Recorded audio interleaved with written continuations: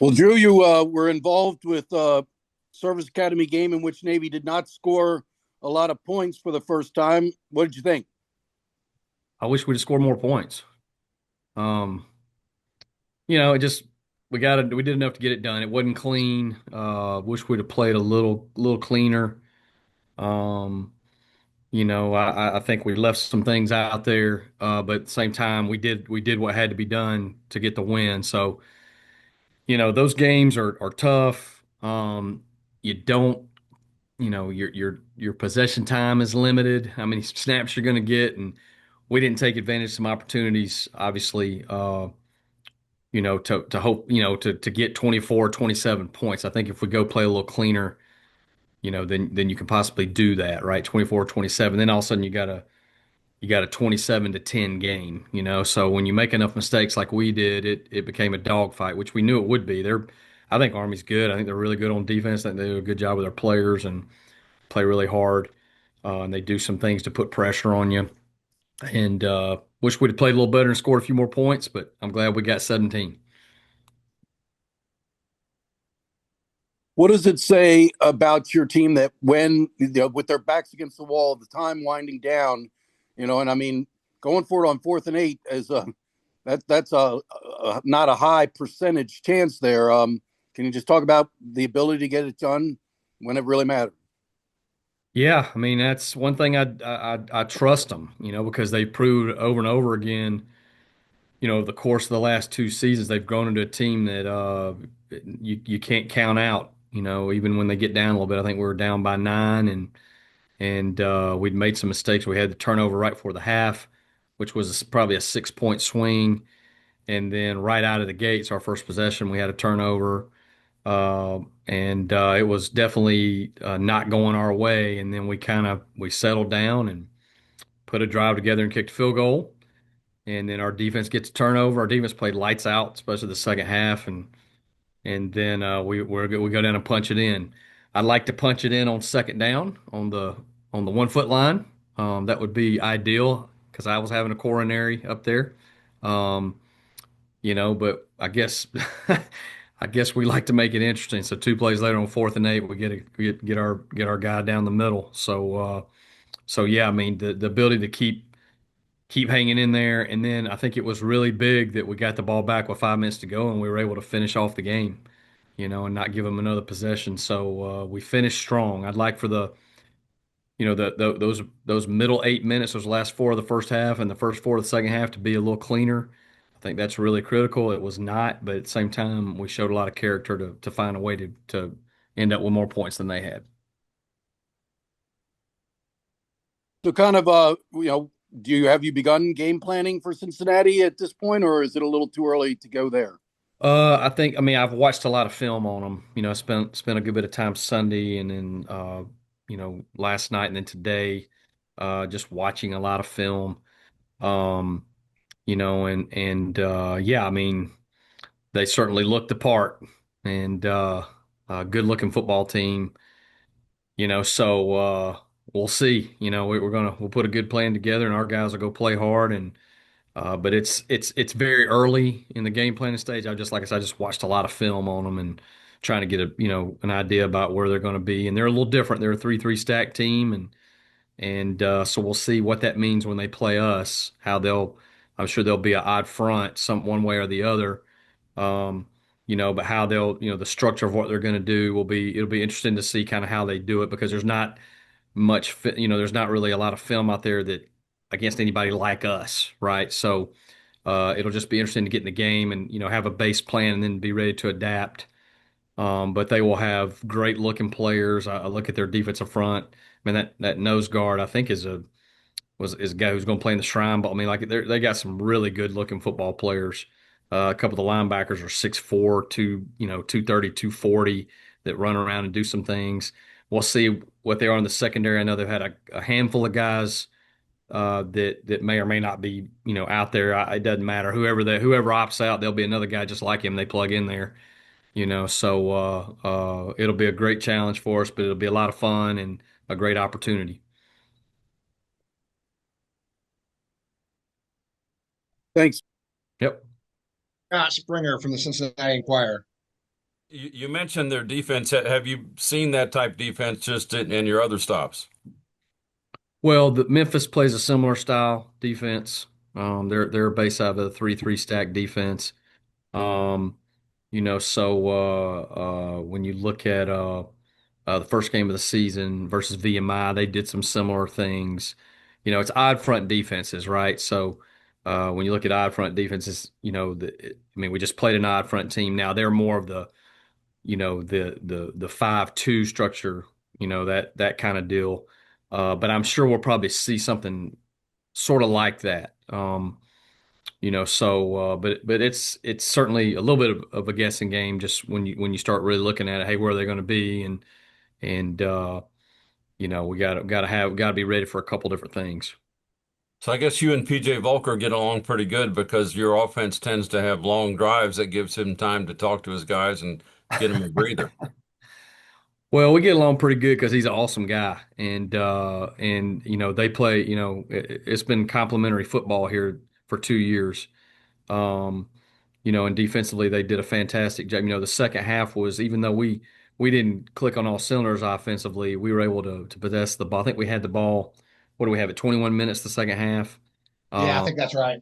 but they also were getting the ball right back to us, right? They didn't what they give up 40 something yards in the second half, Scott, Yep, something like that. So that's that was right. that's pretty good complimentary ball. And when we don't turn it over and we put drives together, it helps them, and then they get the three and out and gives it right back to us. So that's what we're looking for a little bit more in the second half, especially in the fourth quarter. Just we finished off the game pretty well. Luckily, the two balls that popped out, we were able to get back on. But other than that, I thought we played pretty good ball to finish the game. And for those that think you're one-dimensional, I guess if they looked at the Air Force game, they might think something different. That looked like a pretty good aerial attack there. Yeah, I think we have the ability to throw the football probably more so than years past. The last 2 years, obviously Blake has really done a good job. So I think that I always say when we're being efficient in the throwing game, then we're probably kind of hard to deal with. And it's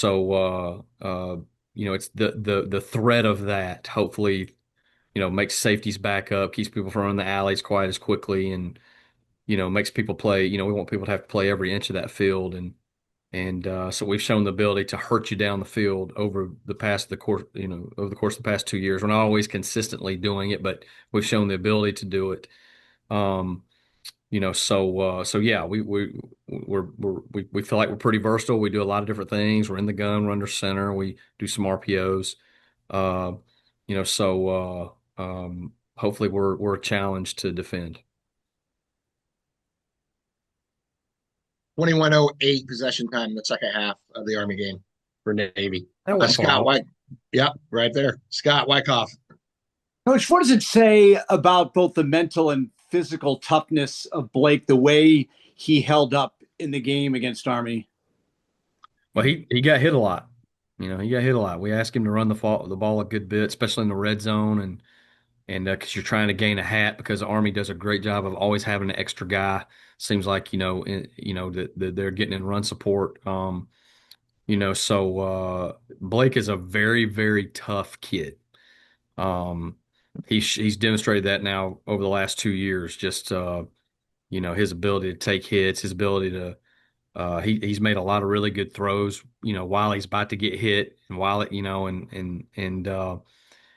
and I don't think he ever panicked in the game. He just kept playing. Even though he'd made a few mistakes, he just kept playing and kept staying positive. And by the time all the dust settled, he'd done enough. And obviously he had a lot of help from number 22 and 46 and 24 and the offensive line and all that. But when it all settled, we were able to finish that game off. In the film that you've seen so far in Cincinnati, what's the personality of Coach Veit's defense? There, like I said, that it's very, very multiple. So when you play these 3-3 stacks, you have, your base deal is three defensive linemen, three linebackers, and then really three safeties, all stacked on top of each other, and obviously your two corners. So it makes you really multiple. and how you get to different things and how you blitz. And, they're not just going to line up there and be still. Okay. They're going to move around and do some different things. And they're long and physical and obviously run really well, so you're playing against a power four defense, right? And they have really good players and really good depth, it looks like to me. So it's going to be a great challenge for us to be able to go in there and execute and give ourselves a chance to move the football. I also would imagine it's a kind of a unique dynamic where you have this long layoff, but I guess it's also good coming off a game that's so physical and such a long physical season like you've had. Yeah, I mean, obviously that game Saturday, both teams were knocking the fire at each other, okay, and extremely physical. Um, so this week we're going, they're having some finals and different things. So you're trying to give them some time for that. So really, they've had really the last 2 days. I know I think they had a team meeting yesterday. I was actually on the road yesterday recruiting. They had a team meeting yesterday. The kids didn't even come in today. So tomorrow we'll kind of treat like a Monday, and put the game behind us and start introducing Cincinnati, and have a practice, Wednesday and Thursday, and then they'll have a lot of time to recover during Christmas, but you got to show up at the bowl game on, gosh, when is it? December 29th. You got to show up that Monday, December 29th, ready to practice, ready to really, get things done to prepare for the game. But our guys also, it's very important that our guys have off time, right? Because they don't get a ton of that, so them being able to kind of recharge, themselves both physically and mentally and emotionally, and spend some time with their families during the holidays, I think is really critical. And we want to give them as much of that as we can while still trying to, trying to be ready to play a football game, so our guys handle that pretty well, and they'll show up and they'll be ready to play hard. Thanks a lot, Coach. Yep. Wyatt. Hey, Coach, now that you've coached in a bowl game at Navy, what about this timeline between the final game of the regular season and kickoff is most difficult for you as an OC? I think you're trying to, you're trying to be prepared, obviously, but you have a big layover. So we'll all show back up Monday the 29th in Memphis, and I'm sure some of the guys will be like, oh gosh, what did we work on, 12 days ago? And heck, I'll probably be the same way, and obviously during Christmas, I'm going to, keep watching things and thinking about things and all that. But so it's last year, the bowl game was different because we played it on the 27th, right? So we had the Army game and then basically had 2 weeks. So we didn't really, we kind of got into about 2 or 3 practices, gave them, I think if I remember, I gave them the weekend off and then met back in Fort Worth. And so you didn't have as much of a window right there because we played on December 27th. Now you've got a full 10 days, of layoff there. So we'll see. That'll be my first time dealing with that. We'll kind of see how that goes and how we can best get them back and get them ready to go. Are there any key differences in getting an offense ready for a bowl game compared to when you'd coached at Mercer? Is there anything that stands out there? I don't know. I think getting ready for a game is getting ready for a game. You just got to manage the time, because I would imagine Cincinnati probably practiced for us 3 days last week, probably 3 or 4 this week, and they've spent time on us. So, but Oklahoma did the same thing last year. They had, they didn't have a game like we did in there. So sometimes the game helps you stay sharp. So we'll see. We'll see how that goes. We'll do everything we can to get them ready to go and then turn them loose out there and let them get after it. And then just to go back to that final drive, your unit scores, it's only touched out the second half. What do you hope your group learned about keeping composure and executing as it wants to do in a bowl game now and finish the season on a high note? Yeah, I think we've shown the ability to do that over and over again, honestly, this season. I mean, you think about one possession games that we were in. When I think back, and Scott can help me with this, but I mean, the Air Force game ended up being a similar deal. You had to finish the game at the end, and we did. We finished and actually made a fourth down in that game to seal the game. The Temple game, being able to come back and get that done. I think through the South Florida game, I was really proud of how we finished the game. When it was a one possession deal, right? And then the Memphis game to be able to be a little bit behind there at the half and then come out the second half and be able to close it out. So these guys have shown the ability to stay confident, to stay in the moment, to not panic. Um, and there's times where, man, you wish you'd play better the whole game, right? But I mean, the other team has something to do with that too. We're against some really good teams in this league, and it's not going to go your way every second, and you're not going to play perfect, but you got to be able to deal with that and overcome mistakes and give yourself a chance at the end. And we've been able to consistently do that throughout the season. Thank you. Yep. Last year, Navy had just one possession game, and that was a bowl game against Oklahoma. This year, there's been 5 one possession games. Tim Nolan. I don't like the one possession games myself. Me either. But if you can pull them off, they end up helping you in the long run. So yeah. Tim Nolan. Drew, as someone who got to see it firsthand on Saturday, how special is Coach Cole's relationship with your son Noah? That's his guy right there. Coach Cole and I've been together for a while. 2 years at Lenore Ryan and 4 years at Mercer, and now 2 years, at Navy. And when Noah has some people that that make him light up, and Coach Cole's one of those people. Because Noah likes people don't always know what to do with Noah, right? If they've never met him, don't really know him. Sometimes when you're not sure exactly, how to approach him and all that, people just don't always know. But the people who do know him and understand, he knows exactly what's going on, and he appreciates interaction, and he loves being at the game. He had a blast at the game. And then he sees his man, Coach Cole, walk up, and he knows Coach Cole gets him and understands him and knows who he is. So there's some people in this world that fire him up, and Coach Cole's one of those folks. And you posted the picture with your son Isaiah with the trophies in the locker room. Just how special was that experience for you to have another season, this time get a CIC win with one of your sons on the team? Yeah, so obviously Eli was on the sideline, and then who's a plebe this year, and Noah's up in the box with my wife. Okay, and and then Isaiah, he's all over the place. So he ends up talking. I think he conned somebody into letting him in the locker room there, and so then we get in there and have some fun together. It's special because your family is the way we do football. Okay, the way I've always done football, and the way Coach Newberry does football. The family is a big part of what we're doing, right? You can't separate those things.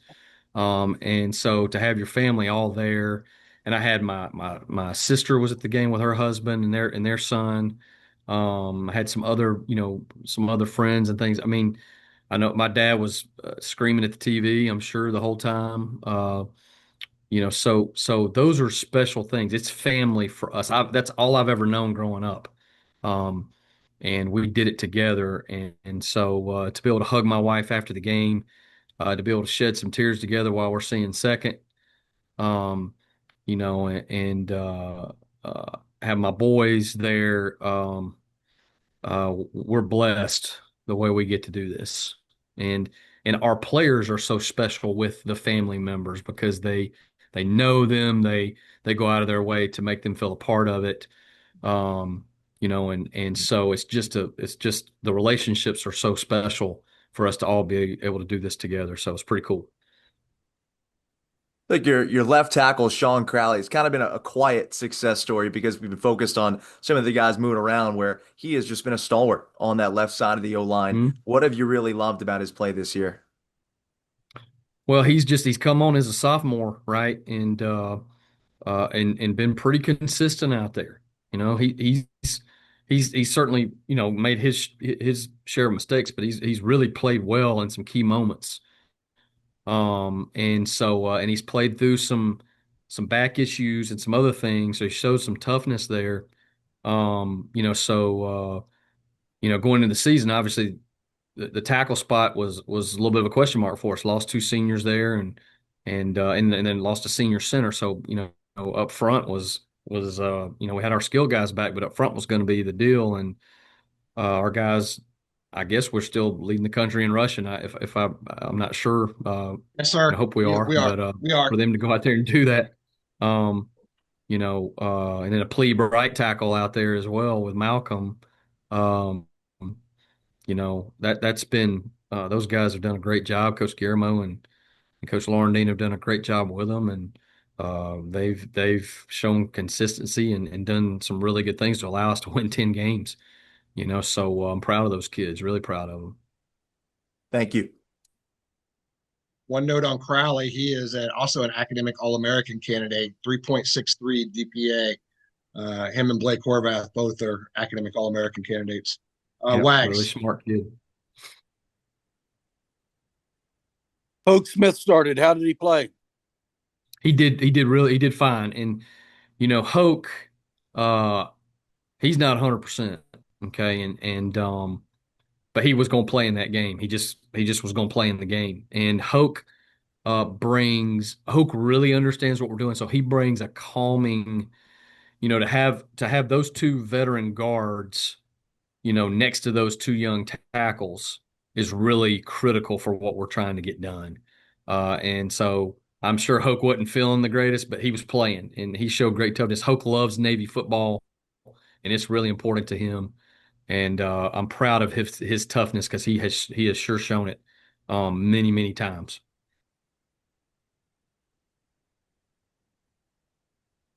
So in terms of, did you play many linemen? I know there weren't a whole lot of plays. Did you get other guys in the game to get some experience in the Army Navy? But Polito play by chance, or I think Hope pretty much played the whole game. I think we went with those five guys and rode it, rode it all the way to the end. I don't believe any other linemen played in the game, just those five. okay.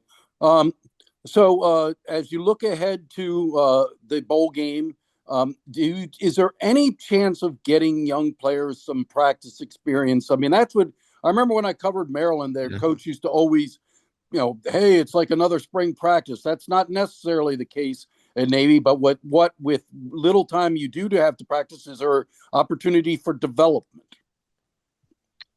Yeah, I think so. I mean, I think we don't practice as often as a lot of other programs do during the last game, between the last game and the bowl game, because we want to give our guys some time. But you're still getting, I don't know, what are you getting? 5 or 6 extra practices that you wouldn't get if you weren't in a bowl game. So that's an opportunity for all those young guys to go practice because they, the second team guys are going to practice. So certainly that's valuable time. We're still preparing to try to win the game, but through that process, those guys are getting extra reps, and so that's obviously positive, and then hopefully that can springboard you, into spring practice a little bit more there, and but our guys also need time to recover. It's a long season. I mean, we're going to have played another 13 games, and it's long. I mean, I think about, holy cow, the first day of practice in August when it was about 100 degrees here that day. And it seems like about 2 years ago. But it also seems like it was just yesterday, right? So you play we've had four open weeks, and now you get another 10-day open time, and you got 13 games, and all of a sudden your season is 18 weeks long. So it's a long season, and you got to balance, especially in January when you get them back, what you're doing from a training standpoint, letting their bodies recover somewhat.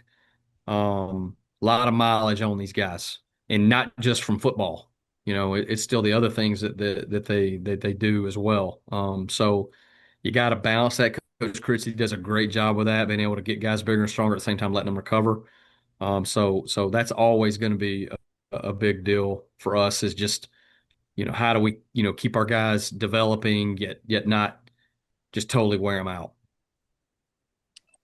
Thanks, Drew. See you. Yep. Also, just a reminder, we're not like normal schools, and because of our numbers, we're running 2 huddles throughout the year, both on offense and defense. So you got the second team guys get the same number of snaps as the first team guys Yeah. from August Then 1st your scout on. team, you generally got 2 scout teams that are rotating in there too. So there's a lot of guys Right, getting opportunities as well. right. Scott Springer. Uh, your winning score against Army, Horvath to Heidenreich. Usually the tough guy wins. I guess that's a big attribute for those guys there. Talking to Blake yesterday, it seemed like he had a fair amount of swagger in the right kind of way. He does. He believes in what we're doing, his ability to execute it, and his teammates. Um, I I think when you play quarterback, you got a lot of confidence that 22 is going to make the play. He's done it over and over again, So we called something that we felt like gave him a chance to have an opportunity in the middle of the field, and he won to the inside, and the quarterback hit him right in the chest with it, and he finished it off. So I certainly don't like 4th and 8 on the 8-yard line. That's not that's not you probably make fewer of those than you end up getting than you don't. But we got it done right there, and those 2 kids have made a lot of plays for us the last 2 years, and I'm glad they made that one. Do you by chance know any of the Cincinnati coaches? I know Satterfield you've been in the South, and he was down that way a bit, so I didn't know if you crossed Well, the paths. one I'll know the best is Josh Stepp, Yeah. who coaches their tight ends. Who Josh played for us at Furman. He has twin brother. Josh was a quarterback. His twin brother Justin was a receiver that played for me at Furman. Uh, and Justin's at Illinois now as a receivers coach. But I've known those guys. They're South Carolina guys and awesome young men and do a great job. So that's going to be the one I know the most. I've crossed paths with Coach Satterfield a little bit, but I don't know him. So yeah, I mean they do a fantastic job. The defense coordinator is a guy that came in from Iowa State, and Iowa State has obviously played great defense over the years with Coach Campbell, I guess, who now is, a lot of movement now, Hmm. headed to Penn State. So it'll be a big challenge. They'll do a fantastic job. Um, but I don't know many people on their staff well. All right. Thank you. Hmm. Stacy is still not over Matt Campbell at Penn State and Iowa State. Scott Wyckoff. Coach, what does it mean to you to be able to coach this group of seniors one last time that have been there for you that have arrived when you arrived and you guys made this ride over the last 2 years? Well, we're certainly going to miss them. I know that. But they have done a fantastic job. When I first walked in the door, um, they bought in and they believed in me and trusted me, which I'm grateful for. And then they earned trust by the way they went about doing everything. And you could see just over time the confidence build into a bunch of young men that have won 20 games over the last 2 years. And so this last year's senior class was special. This year's senior class is special, especially when the guy you work directly with, your quarterback is, we've had a lot of time together. And yeah, I'm looking forward to him, playing, getting one more game in. With him and Alex and Eli and Chat and, Perv and, Purvis, we call him Perv, but, with Nate out there, Cody Howard has meant so much to our team. I hope I'm not leaving anybody out, but those guys have done a fantastic job. And, they